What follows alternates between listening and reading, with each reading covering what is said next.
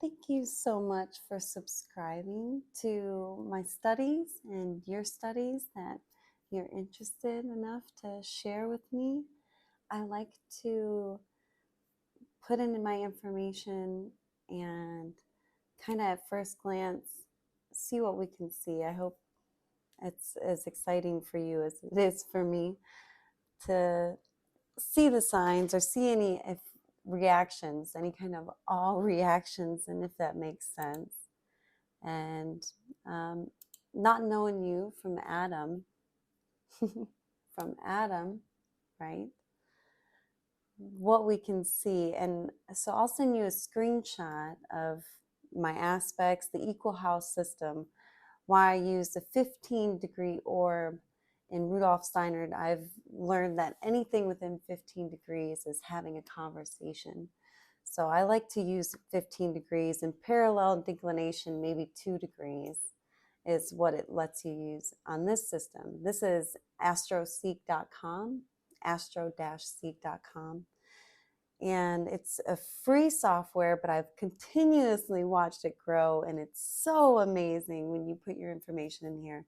They've continuously added new aspects, and they can give you descriptions. I like to compare my notes and my books at the ready always.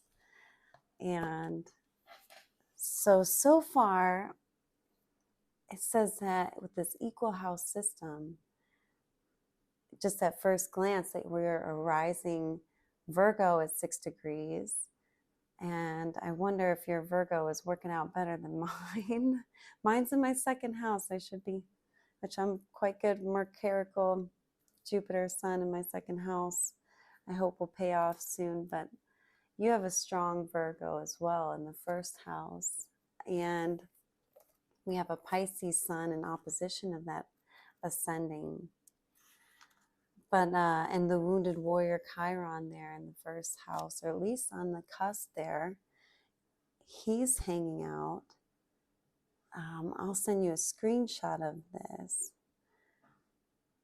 So I'm going to get all excited deciphering this. I hope you enjoy it with me. Mercury in Aquarius is super forward thinking. In the sixth house too is something as far as work and service in the sixth house. Those air signs can make great engineers. The Gemini and Aquarius, I know. As far as they're thinking of the whole of humanity into the future, it's very futuristic. We would say it was ruled by Uranus, which is close in the fifth house with Capricorn, lots of responsibility. And Neptune there, which is my responsibility, I suppose, is my fun. But we can actually divide each of these houses by like 7 years. And according to the Rudolf Steiner Universities and studies in anthroposophy and the study of the human spirit and objective physical form. And so every 7 years in each of these houses, your house begins with that 6 degrees of Virgo. I don't know if you've had studies done before. Maybe you relate a lot to Virgos. And of course, as a Pisces, you would, because in opposition, complementary to you, Virgos would be around. I'm a heavy Virgo, super heavy Virgo. So if you resonate with me, that's evident too. So here's your sign. There's here's your sign, literally, because Virgo is very heavy here. Your Chiron, let's see, your rising is 6 degrees. Your Chiron, it might say 4 degrees. Let me make sure. And that's why it's a little bit up there towards your 12th house, which is very personal. It's I get so excited. I guess I can make this video as long as I want. So I don't have to, I can take my time because I love just looking for the signs. So Chiron in the 12th house is very personal, interpersonal things. It's hard to share with people. In the 12th house with Leo there. Leo is typically supposed to be fun, represents children. but represents that fifth house of our innocence, I suppose you could say. And so it's very deep and interesting. 11th house is with Cancer there, which is our 11th house in our communities. Cancer is our feminine water sign that's has to do with very much nurturing foundations. My grandfather is a Cancer, and he works with houses, things like that. A lot of Cancers in my house. John's a big name with Cancer, that because their Jupiter also ruled, and we can investigate our names too and find out a little bit about ourselves. My Christina Frost, the sun rules my chart, Leo rising, and my last name is Frost. I have a Capricorn moon ruled by Saturn, the coldest planet, which hardens my emotions. Thank God, my Capricorn moon keeps me strong. I'm very stone cold. Ask anybody. So I don't like to cry. Put it that way. I'm a solid rock, and so you have a third house Scorpio, where Jupiter is, where your north node is. Pluto is close by in the third and into Sagittarius. Jupiter in the north node, very expansive, a benefic, maybe someone we grew up with. That third house represents people we grow up with. Scorpio represents death, rebirth, regeneration, maybe moving around a lot, upheavals, having to move or something like that. But Jupiter is there, hopefully. And maybe there's something, I want to say a passionate, something about that, because the north node is there. So it's something that's leading us into the future as well. What has ever happened in maybe this is a significant time in your life. The third house would represent that third 7 years. So between 14 and 21 years old, significant events. And especially around 21 years old, that Pluto there is very significant. You have a Pluto right at the very bottom of your chart, and if you study, you know that's a very prominent part of our chart. It has to do with past generational karma, they say, and grandfathers and grandmothers, and leading into that fourth house of stability, and really how we're growing up, how that influences us throughout our lifetime. That makes sense. But north node there, Jupiter expanding that, Pluto really dramatizing that. So that's why I say, forgive me, I am definitely getting a haircut now. Appreciate that. Moving into the fourth house and fifth house, Sagittarius is there. Hopefully, maybe there's a hobby or something too you might have indulged in those years, maybe. The fifth house, and as we get older, but the fifth house represents, this will lead all the way up to about 42 if we count in our 7 years, and then they say that we come back down this way and start repeating kind of these cycles, is what the Rudolf Steiner interpretations of the years are. But moving into our fifth house and the sixth house, the fifth house has a lot of action, what should be fun. I feel a lot of responsibility and knowledge leading into Aquarius. Neptune and Uranus there is expanding something. So maybe hopefully fun, but it can also, Uranus can take things down just as much as he can bring things into ahas or into fruition. It can, I feel a lot of destruction and earthquake, like with Uranus as well, shaking things up. Especially a Capricorn there. It's an earth sign, something physical. Maybe, perhaps, I don't know. You'll let me know what those signs are like. Aquarius in the sixth house. And actually, I do have books on my houses, on Vedic astrology. Vedic astrology too goes into the 27 lunar houses. And I find the sidereal chart that is based on the stars, not the zodiac. I don't like that people turn the zodiac, because I've read the books and I don't see where you go into any changing of the tropical zodiac for the progression or the recession of the actual stars themselves. That's based on a 27 lunar house. And you use the sidereal chart to find the lunar houses and the nakshatras, which I also have. Interesting enough. So we could get into that. Where is your moon sign? Your moon is in Taurus. So you have a sun in Pisces. Your Mars is there in Pisces.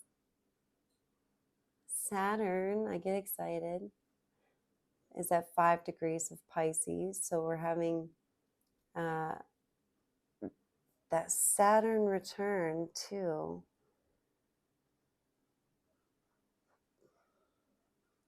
Saturn just entered Pisces. So coming up on our Saturn return in the next year or two, every 29 years. Okay. And that's a maturity level. That's an upgrade. That's lessons learned, confidence, and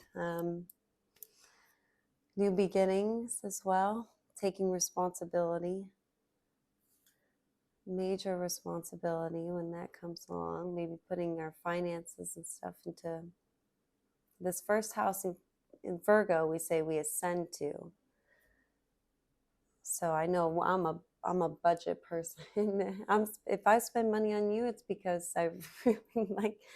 I'm very my budget is very important to me. I'm down to every dollar, it seems. So not my savings. My savings is doing okay. I'm doing okay. I'm on my goals. I'm doing good on my goals.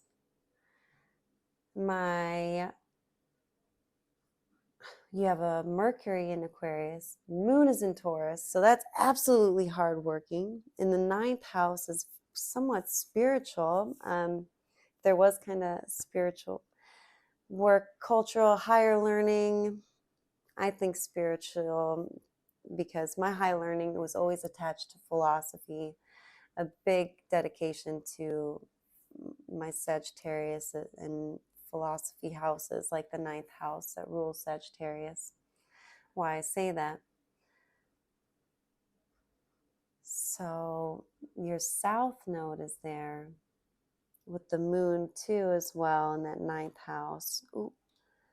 So that feminine, also the moon, sometimes can represent our mothers, their moon sign, or an influence of them. And the sun sign as well, Pisces. Some Pisces sun I meet, their fathers are quite spiritual, could be religious, but more like aliens and angels. They love both, I feel like. They don't discriminate. They're always the devil's advocate sometimes. Some Pisces can dive a little bit in some vodka or other vice or source of water, emotions, water emotions. But Pisces suns, I feel like, control it better than Pisces moons and mothers. But your moon sign is in Taurus, and at 16 degrees and in 27 seconds. And I immediately thought 7 was important. I don't know if that's significant or not. You have actually your Mars is at 7 degrees of Pisces as well. Mars in Pisces doesn't move very well in water and emotions. Mars doesn't like to really express those emotions, and maybe in opposition of that 12th house too. Children, playfulness, something growing up. If someone had passed away, a benefic male figure, brother, father, stepfather, some kind of helpfulness. Throwing that out there if that does resonate or not. But Mars doesn't move very well in Pisces, and fighting for what you believe in, and some, I don't know if it's repressive and escapist like with Pisces. It just, I would rather not speak about it to anyone. I'd rather feel it on my own. Or if it's combative, I don't feel like right now Mars is in Cancer, and that's a lot more sensitive and impulsive than I think Pisces. Pisces is a little more mutable. Pisces can adapt more. That Mars and Pisces that you have is more adaptive. It can, I feel like, can navigate that aggression, anger, or resentment, or something's not right. I have to fight for the truth and for faith in the real thing, and really go for, there's something that's able to refrain that, I think, with Pisces, but handle it on their own is what I mean, for better or worse. I don't know. You can let me know on that. You have a Venus in Aries, which is a little comfortable, I think, in Aries, because she exalts there with Taurus and in Gemini. She's comfortable there. Venus is, well, Mars is more comfortable in Venus. Venus rules Mars, they say, or Mars rules Venus, however they like to say it. These are similar qualities and archetypes. What you can't push beyond is what an archetype is. So Venus and Mars are a little bit swapped up, because Pisces, people don't think about the connection between Venus and Pisces as well. Venus being born of water, Aphrodite, Neptune ruled by Pisces. Also, you see there Poseidon. So you see Venus, the daughter of Poseidon or Neptune, and these kind of archetypes. So we think of that a little bit more feminineness, expressiveness there ruling your Mars and Pisces. And then Venus in Aries at 10 degrees, 20 seconds, moving into the second decan, which is very beautiful. I feel like Aries are very beautiful. I feel like Aries risings, they come from the sun. Their charts are ruled by the sun. They can be warrior-like and very strength-like and show a lot of strength. So I'm curious because Venus may say maybe what you're attractive to too. In the 8th house too, in the intimacy of the 8th house, if Aries resonates with you, maybe there's someone you know that's has a heavy Aries, and that could be with their beautiful eyes. Usually I have very tiny little eyes, but Aries have very big, beautiful, vibrant eyes, and all their energy comes from up here. I'm Virgo, and I get it. That's probably my Mercurial Virgo that wants to come bring my hands, the Pisces palm of the hands, that wants to go here and cover my solar plexus, like when you're sick. That Pisces opposite of our solar plexus, we want to cover our stomachs. So my hands, and actually, I think I have a picture of it, which is, so we can compare. There's our Pisces, which I really love this Dance of the Zodiac book. So we have our Pisces influence.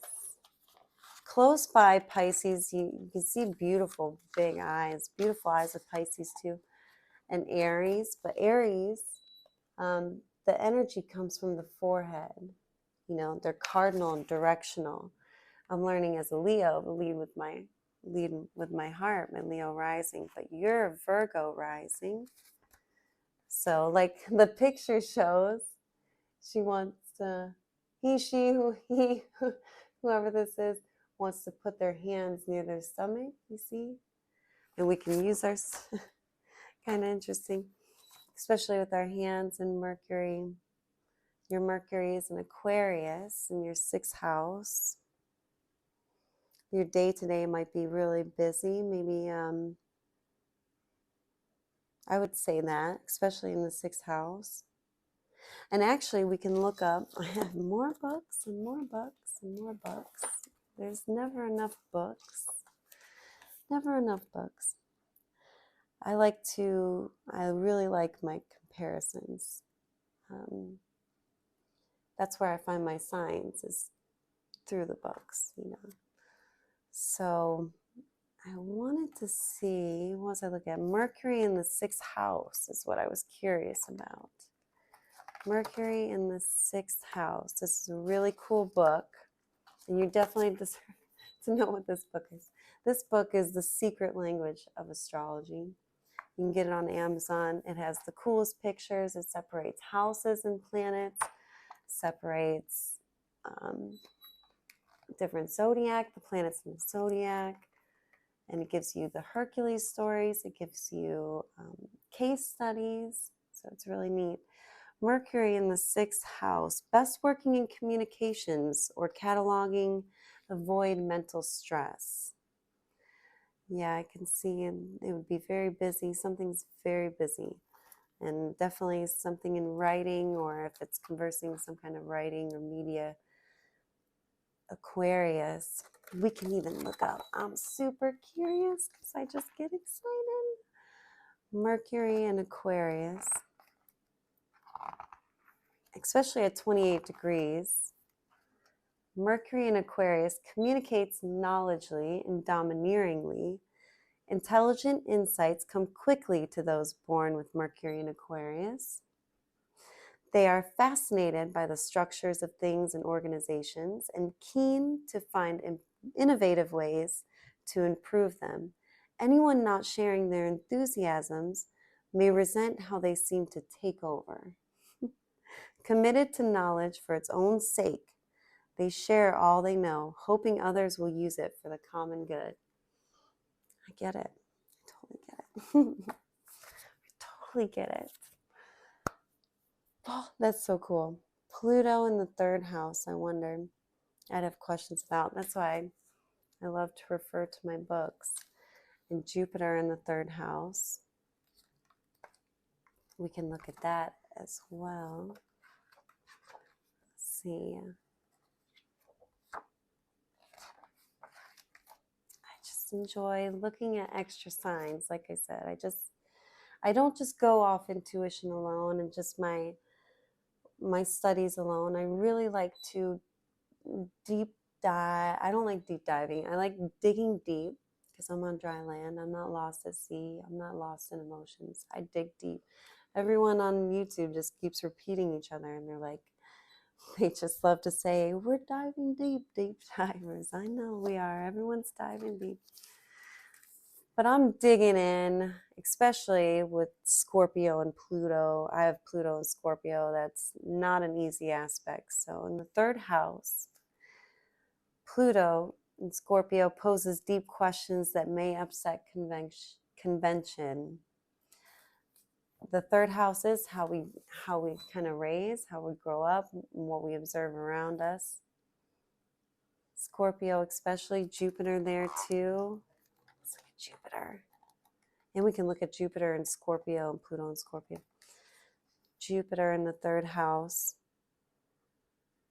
Keen to expand understanding, right? The 3rd house is how we communicate. If our 3rd house is exceptionally strong, we may move from one distraction to another, not able to keep what is said or thought in perspective. In extreme cases, even becoming schizophrenic. Ow. Conversely, too much emphasis on this house can also lead to communities closing in on themselves. For example, schools may become places that simply condition children with unquestioned assumptions based on conventional opinions. Well, that's interesting if that resonates. Cadet naturally occupied by Mercury-ruled Gemini, this house embraces all means of communication. These include the gathering and dissemination of information and gossip via the spoken and written word through books, newspapers, the internet, and other media. Describes how we communicate within our immediate social milieu. It shows how children learn and how they are likely to progress, including at school, and also describes the nature of our family beyond our parents, who are discussed in the 4th house. Right, which is in the 3rd house would be brothers, sisters, cousins, uncles, aunts. So, or even significant cousins. If you had any close relatives and stuff, this Jupiter, the South Node, and Pluto there, growing up. Pluto's not an easy aspect, is why I just take Pluto very seriously. And your fortune is in Libra. This is one of these newer aspects that I've seen come to this forefront where this X is in Libra at 26 degrees. And it says something about your personal relationships and your second house and your spiritual gifts, what you give to others, how you receive that back. Librans can be great psychologists, but they can also make great bartenders. They rule the kidneys, so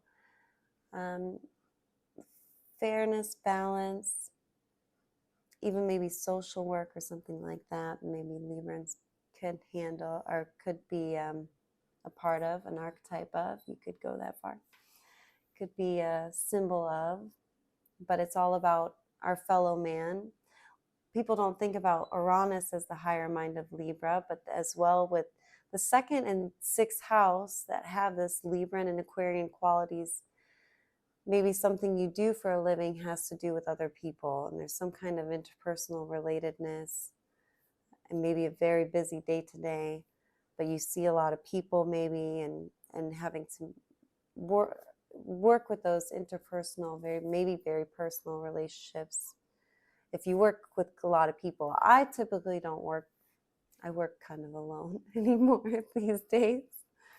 And I deliver sandwiches. I don't waitress stuff anymore. I kind of keep to myself and do my own projects and anymore. Aquarians can be quite impersonal too. They work for the whole of humanity, but it can be impersonal. It's really for the greater good. It's Librans, though, in that second house, that makes maybe you a very good wanting to care for other people as well. But that Mars and Pisces sticking out, that taking action isn't always easy in the seventh house. We think of interpersonal relationships and Pisces being there. That Mars is 7 degrees too, and it's that sticking up for yourself energy you see with the sevens. I shouldn't say sticking up for yourself, but it's something to overcome of ourselves. I suppose you could say we all have that, but the sevens are significant for the other side of the coin too, and getting on the other side. And Mars is just hard to move around in that. There's also some sort of passion there too, intimacy, passion. If it was a young passion, or maybe if it was an older passion, Saturn and Mars, they're conjunct. And I was going to say Venus, but she's not too far away. Mercury there.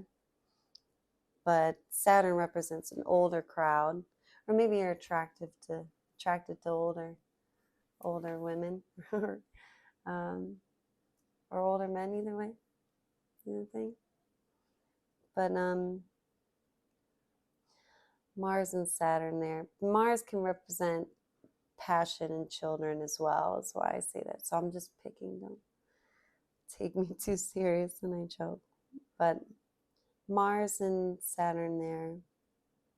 There's a responsibility towards something of, could be taking action interpersonally with these other relationships, work relationships sometimes. If you feel like if you feel like you hold yourself back, and that's something you overcome to be able to express those kind of feelings. Especially Mercury conjunct Mars and stuff there too. Actually, if we look at that conjunction, I'm curious, because sometimes people think conjunctions and they just automatically think these things can be so good. Sometimes they can be stressful, and like I have a Mercury and Sun conjunct, and they say that it can burn and confuse. My dad would tell me that too, that my ideas can burn and confuse people, and that I could ramble on. But And he would say, don't bring your philosophy into your job interview, and don't, just put a lid on those ideas there. Because not everybody would quite get it. Just because I get it doesn't mean everybody else does. But you have a Mars, Sun, and Mercury all conjunct here within 8 degrees of each other. So like Rudolf Steiner would say, that's having a conversation. These planets are doing something together here on the cusp of your 6th and 7th house there in Pisces and coming from Aquarius. So like I said, 6th house being work and service, 7th house being other people, interpersonal relationships, working with that 2nd house, Libra, and service, using gifts, energies, and receiving that back in appreciation. So Mars, Saturn, and Mercury conjunct. We can look Mercury and Mars, quick and combative thinker and speaker. Nice. Mercury and Saturn, systematic, sensible, but tends to be obstructive. And what do we got? Mars and Mercury, Mars and Saturn.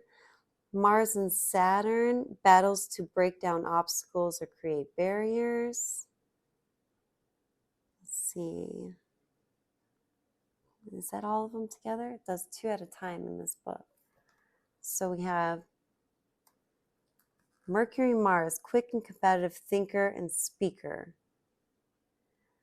And we have Mercury and Saturn, or Mars and Saturn, battles to break down obstacles and create barriers. Mercury and Saturn, systematic, sensible, can be obstructive. So if that resonates with you, I'm really curious. This is just at a glance, because once you get down into these houses, and we can even look at the sidereal houses, if you like. That moon at 16 degrees of Taurus. Oh, let's look at that. I'm curious. And actually, your moon sign, Taurus, rules the throat, rules the neck, could be a great speaker again. Maybe people know you a little bit as that good speaker, coming into the 9th and 10th house of Gemini.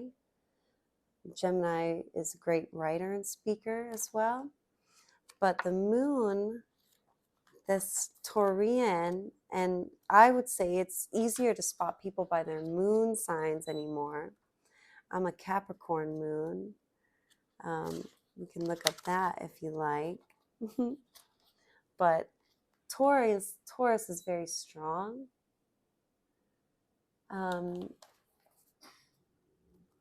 But they carry a heavy load. They can carry on their back. Taurus moons I've met work a lot with houses, and also can dig up and use the material of the earth, like doing wood floors and things like that. Or they can also make great artists. Some of them have that Venerean artistry, just like Pisces as well, the Venerean art. Neptunian, especially with Pisces, and our Neptune is in Capricorn, which I don't know how creative Capricorn can be, but working with the elements, working with the earth and the elements, absolutely. So there's the earth type and the Venusian type, depending. So our Venus is in Aries, so we might not have the Taurus Venusian type as much. But like I said, the Taurus, just our earth sign, our fixed earth, is very strong.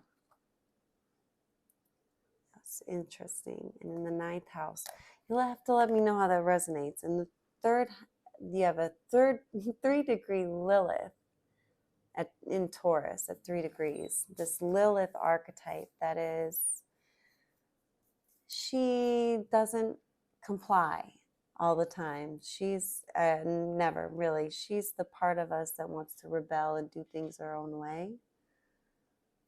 sometimes we can be attracted to that a little bit if it's some kind of little affair or something with that kind of beautiful Taurianness. They love to cook.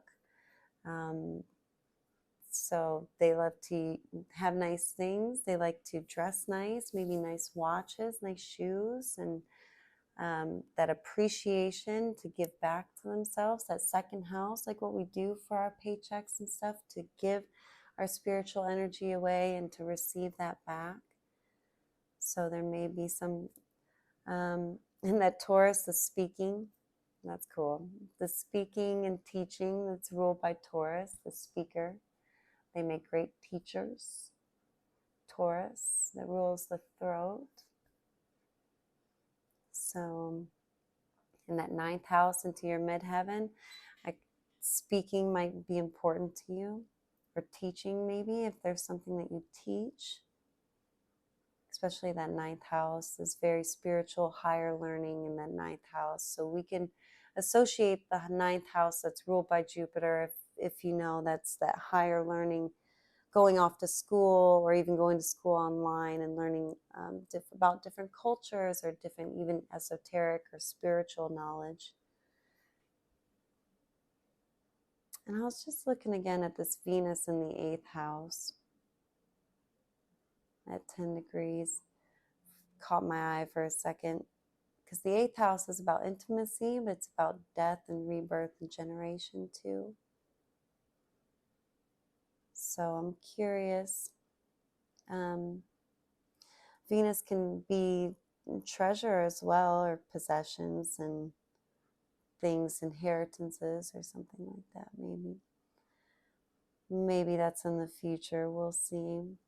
But as you have a moon in your south node in Taurus, where Jupiter is about to be in your 9th house when Jupiter moves into Taurus. Right now Jupiter is in Aries with your Venus sign, so maybe expanding that in some way. Hasn't been there in 12 years. So if we think about where Jupiter was 12 years ago, where it is now in this next year Venus, I wonder if there's similar themes. I guess we're pretty young yet. So we'll see how those Jupiter transits affect us in the future. But just at first glance, we'll have to dig deeper and ask some more questions. Let me know what you think so far, just at first glance, and we can dive down deeper into it. But so appreciate you. I hope you appreciate. If something resonates, because you totally have already appreciated me, and added value to me. So I thank you, and a shout out to you. You are the man, a man.